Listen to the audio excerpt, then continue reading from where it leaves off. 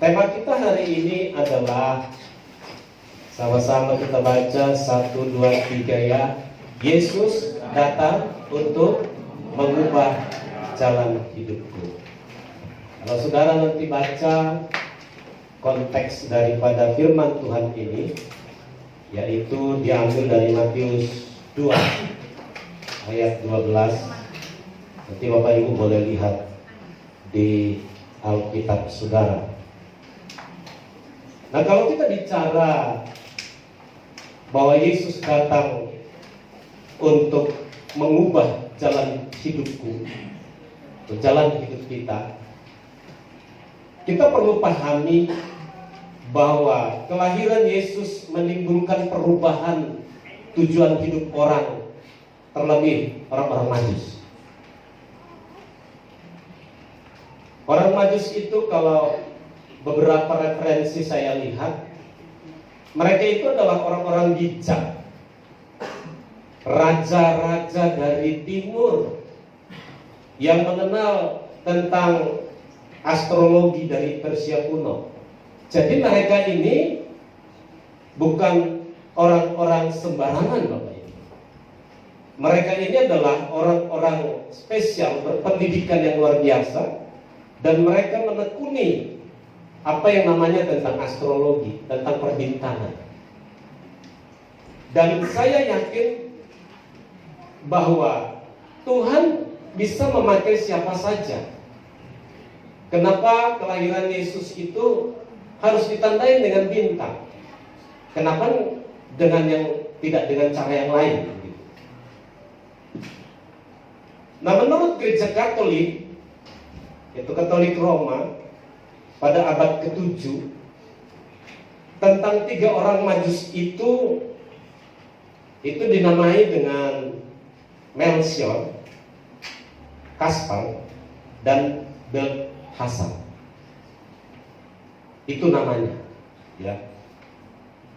Nah, nama ini muncul kira-kira di abad ke-7. Bayangkan berarti 700 tahun kemudian ada tentang penelitian itu. Nah, kalau kita bicara Yesus datang mengubah jalan hidupku, yang pertama adalah menemukan Yesus lewat profesi. Sama-sama dengan saya katakan, menemukan Yesus. Ya. Kenapa kita harus menemukan Yesus lewat profesi kita? Karena waktu kita banyak kita habiskan di profesi kita, saudara. Saudara boleh hitung-hitung waktu saudara, bahwa waktu yang paling terbanyak kita habiskan, apa yang menjadi profesi kita? Apakah Anda karyawan? Apakah Anda pengusaha? Apakah Anda pegawai negeri?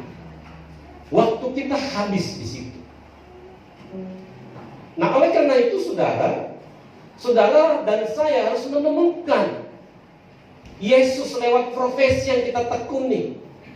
Jangan ada yang bilang, aduh, gimana mau percaya kepada Yesus di lingkungan pekerjaan aja begini. Saya mau katakan Anda harus berbeda di situ. Gimana mau bisa percaya kepada Yesus? Kan pekerjaan saya ini keras, Pak. Harus butuh persaingan yang hebat, gitu ya. Saya mau katakan, berarti Yesus belum mengubah jalan hidup. Kalau Yesus mengubah jalan hidup kita, kita kan pasti berani, radikal untuk menunjukkan iman kita mau dimanapun kita berada. Dan apapun saudara sedang bekerja, pasti Anda akan mengutamakan untuk tetap berkenan kepada Tuhan. Nah, orang Majus ini justru menemukan Yesus lewat apa yang mereka tekuni, yaitu tentang penelitian perbintangan. Bintang Natal atau bintang Bethlehem adalah bintang yang hadir di langit sebagai penunjuk jalan bagi orang-orang Majus dari timur untuk mencari raja yang lahir di Israel, yaitu Yesus Kristus. Siapa bisa nyangka bahwa Tuhan pakai mereka, orang-orang yang meneliti tentang perbintangan itu, ya, sehingga mereka lewat profesinya adalah orang yang membuka pertama tentang rahasia kelahiran Yesus. Nah, kalau kita bicara tentang Yesus datang untuk mengubah jalan hidupku, hal yang pertama kalau kita lihat referensi Alkitabnya, yaitu di Matius 2 ayat 2 sampai dengan 3. Kalau saudara bisa baca, silakan dibaca, ya. Dikatakan demikian. Dan bertanya-tanya, di manakah dia, raja orang Yahudi yang baru dilahirkan itu? Kami telah melihat bintangnya di timur, dan kami datang untuk menyembah dia. Ketika Raja Herodes mendengar hal itu, terkejutlah ia beserta seluruh Yerusalem. Ternyata saudara, bahwa orang-orang Majus ini, lewat apa yang mereka teliti, mereka percaya apabila ada suatu bintang yang berbeda dengan bintang lain, itu menunjukkan akan ada seorang raja yang lahir. Bayangkan saudara, mereka datang terus bertanya kepada Raja Herodes, yaitu sebagai raja pada waktu itu di situ, dan dikatakan, kami mau tahu dong di mana raja orang Yahudi yang baru dilahirkan itu. Kira-kira gimana itu Herodes? Tersinggung kan? Dia raja, kok bicara di mana raja yang baru lahir itu? Ketika mereka membuka semua kitab-kitab, semua melaporkan kepada Raja Herodes, yaitu tentang keterkejutannya itu, bahwa Yesus itu lahir di Bethlehem. Saya mau katakan saudara, tokoh-tokoh agama yang ada di dalam kekristenan itu nggak langsung muncul tiba-tiba, saudara. Itu pasti ada nubuatan, ya, yang telah dinubuatkan beratus tahun sebelumnya, bahkan ribuan tahun sebelumnya. Tidak ada langsung muncul begitu saja. Kenapa? Karena Tuhan yang buat rancangan itu. Sehingga ketika mereka cocokkan dengan kitab-kitab perjanjian lama, apa yang ditulis? Bahwa seorang raja itu akan lahir di Bethlehem. Ketika dilaporkan kepada Raja Herodes tentang keberadaan di manakah raja itu dilahirkan, yaitu di Bethlehem itu, akhirnya diberitahu kepada orang Majus ini supaya mereka teliti, lihat ke Bethlehem, begitu.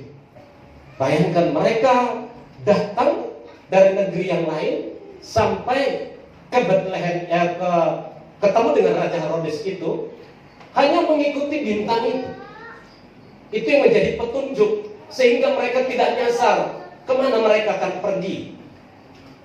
Nah, saya lihat saudara, bahwa mereka menemukan Yesus lewat profesinya, lewat keahliannya.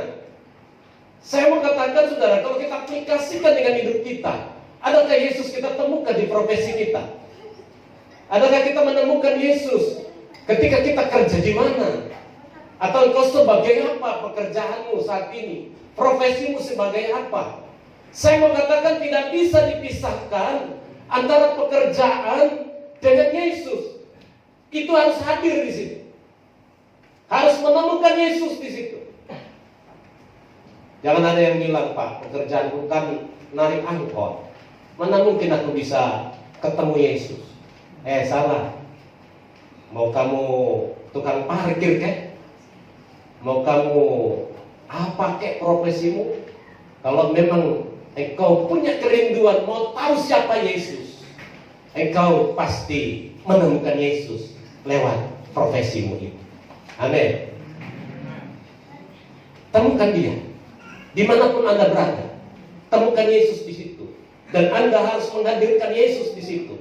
Supaya apa? Supaya peringatan Natal yang kita peringati hari ini betul-betul Yesus datang untuk mengubah jalan hidup kita. Amin.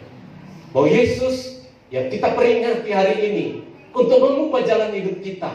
Sehingga perlu kau ketahui, temukan Yesus lewat profesimu.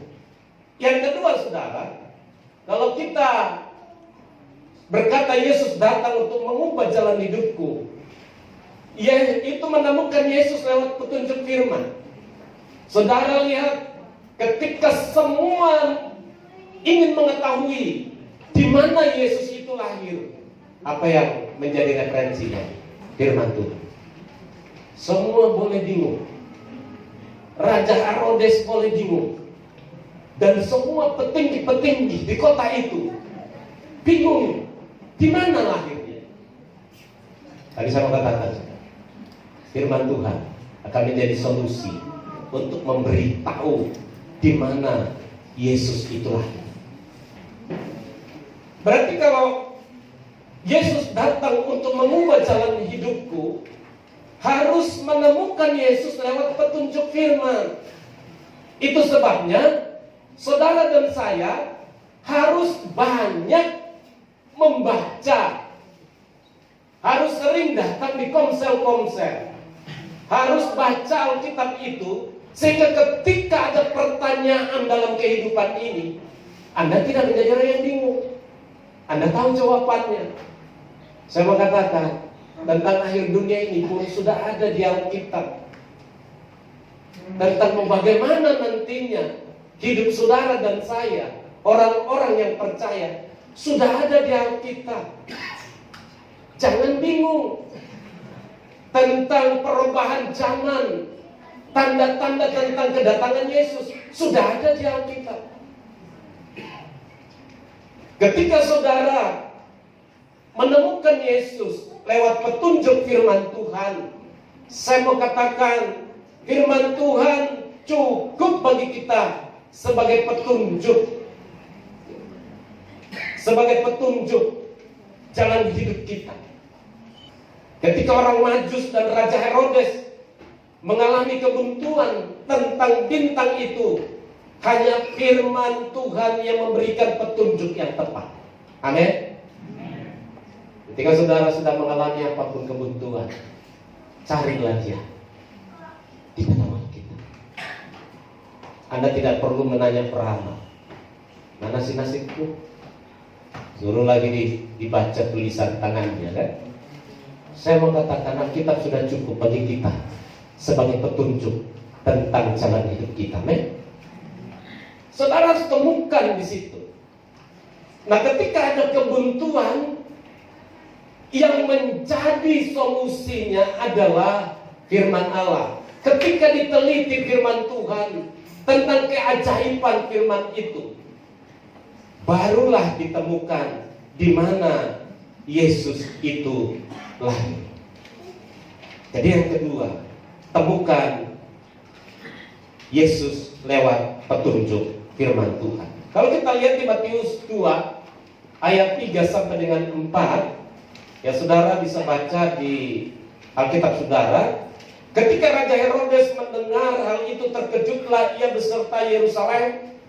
Maka dikumpulkannya semua imam, kepala, dan ahli Taurat bangsa Yahudi. Lalu dimintainya keterangan dari mereka di mana Mesias akan dilahirkan.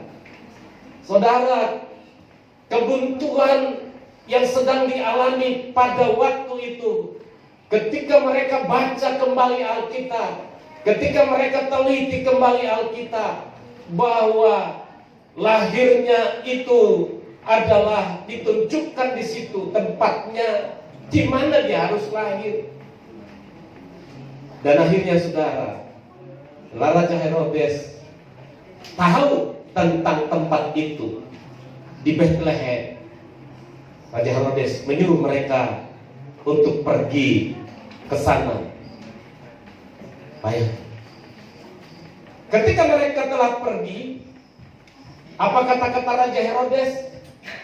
Silakan pergi ke Bethlehem, karena begitulah petunjuk. Tapi setelah kau temukan Setelah engkau tahu, temukan di mana Yesus lahir, beritahu saya supaya aku menyembah dia. Saudara percaya Herodes mau menyembah dia? Alkitab bilang tidak.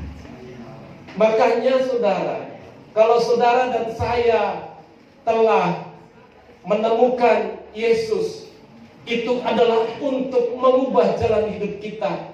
Tinggalkan kelicikan rohani. Saudara harus tinggalkan kelicikan rohani. Ngerti nggak maksudnya kelicikan rohani? Kadang-kadang kan banyak orang itu ya sepertinya kelihatan menyembah Tuhan di gereja gitu ya. Tapi bukan di sini tuh. Di sana itu. Menyembahnya lagi doa aja bisa sampai nangis. Tapi nanti begitu keluar dari gereja ini berbeda. Ini namanya licik rohani kan? Seolah-olah menyembah dengan sungguh-sungguh, tetapi penyembahannya itu tidak selaras dengan hidupnya.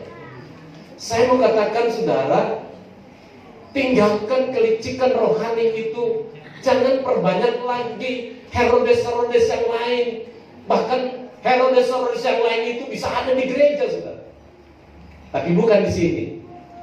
Di sebelah sana. Amin.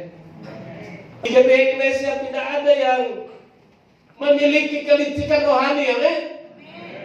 Peringatan Natal ini lewat apa yang telah kita lihat, bahwa ketika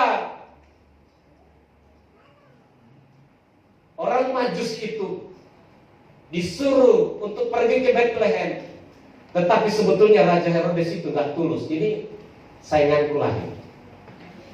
Ya kan? Ada orang gitu kan, kalau ada orang yang baru bertobat terus mulai menyala-nyala rohaninya kan, jadi saingan gua ini.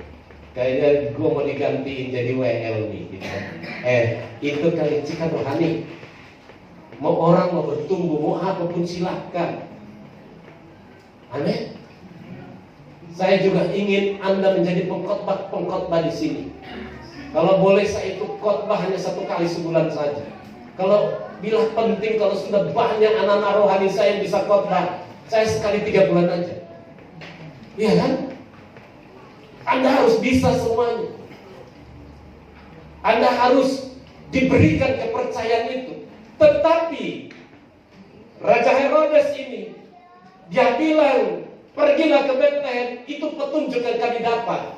Tetapi beritahu saya supaya saya datang untuk menyembahnya. Tetapi bukan untuk menyembah, mau membunuh saingannya. Jadi orang yang meninggalkan kelicikan rohani pasti membiarkan kesempatan kepada orang lain untuk maju. Amin.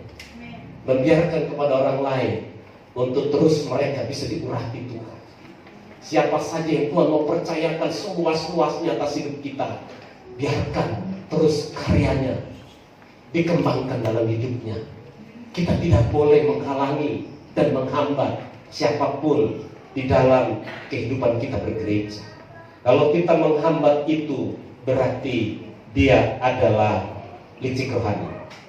Tapi kalau Yesus sudah datang mengubah hidup kita, pasti kita akan meninggalkan kelicikan rohani itu. Yang ketiga saudara, saya melihat Yesus datang untuk mengubah jalan hidupku, yaitu tentang kelicikan rohani tadi. Itu kita bisa lihat di Matius 2 ayat 8. Kemudian ia menyuruh mereka ke Bethlehem. Katanya, pergi dan selidikilah dengan seksama hal-hal mengenai anak itu. Dan segera sesudah kamu menemukan dia, kabarkanlah kepadaku, supaya aku pun datang menyembah dia. Tetapi kalau kita baca selanjutnya saudara, bukan untuk menyembah dia, tetapi untuk membunuh dia. Yang keempat, yang terakhir, Yesus datang untuk mengubah jalan hidupku adalah mempersembahkan yang terbaik. Saudara lihat orang-orang Majus itu, karena mereka percaya. Ketika mereka melihat bintang itu, mereka percaya itu adalah kelahiran raja. Saya mau katakan mereka tidak tangan kosong untuk menemui raja itu. Walaupun sulit waktunya dan mereka belum bisa menemukannya. Tetapi di dalam hatinya bahwa mereka akan ketemu raja itu, dan mereka tidak mau tangan kosong ketemu raja yang lain ini. Sehingga mereka bawa persembahan, mulai dari mereka berangkat dari asal. Kalau saudara dan saya bahwa Yesus yang kita peringati yang lahir hari ini adalah untuk mengubah jalan hidup kita, mempersembahkan yang terbaik, itulah yang harus kita lakukan. Jangan yang sisa, jangan yang nggak sungguh-sungguh. Kalau kita lihat Matius 2 ayat 10 sampai dengan 11, dikatakan demikian. Ketika mereka melihat bintang itu, sangat bersukacitalah mereka. Maka masuklah mereka ke dalam rumah itu dan melihat anak itu bersama Maria ibunya, lalu sujud menyembah dia. Mereka pun membuka tempat harta bendanya dan mempersembahkan persembahannya, yaitu emas, kemenyan, dan mur. Saya mau katakan saudara, mereka persembahkan layaknya kepada raja. Dan saya mau bertanya kepada saudara semuanya, ketika saudara mau berjumpa dengan Yesus, datang ke gereja ini, apa yang saudara persembahkan yang terbaik kepada Tuhan? Ketika saudara datang beribadah, ingin berjumpa dengan Yesus, apakah saudara membawa persembahan yang terbaik, yaitu segenap hidupmu? Dan bukan hanya itu saja, Anda jangan mempersembahkan yang bukan tidak terbaik. Anda harus memberikan hidupmu, uangmu, hartamu kepada Tuhan yang terbaik, bukan yang tidak terbaik.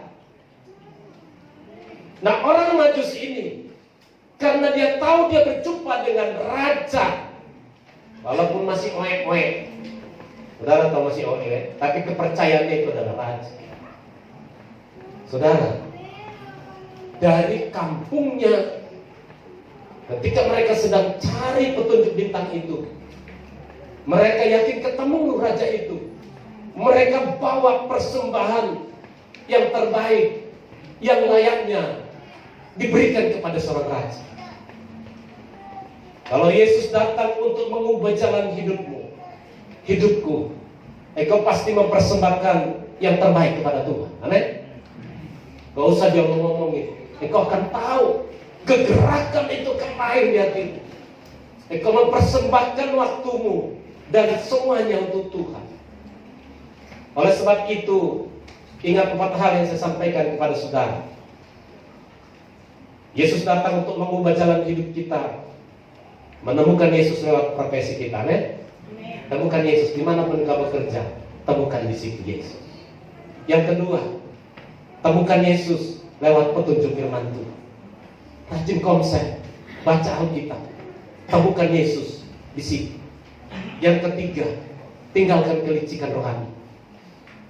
Kalau menyembah betul, berarti hidup kita juga akan betul. Kita tidak bisa menutupi antara kebenaran dan dosa. Saya yakin kalau Anda sering menyembah Tuhan, datang berdoa, pasti engkau akan tinggalkan dosa. Dan yang terakhir, berikan persembahan yang terbaik untuk Tuhan. Amin. Nah, untuk memperlengkapi khotbah ini, ada satu persembahan dari pria Betel, dan saya persilahkan pria Betel untuk ambil alih.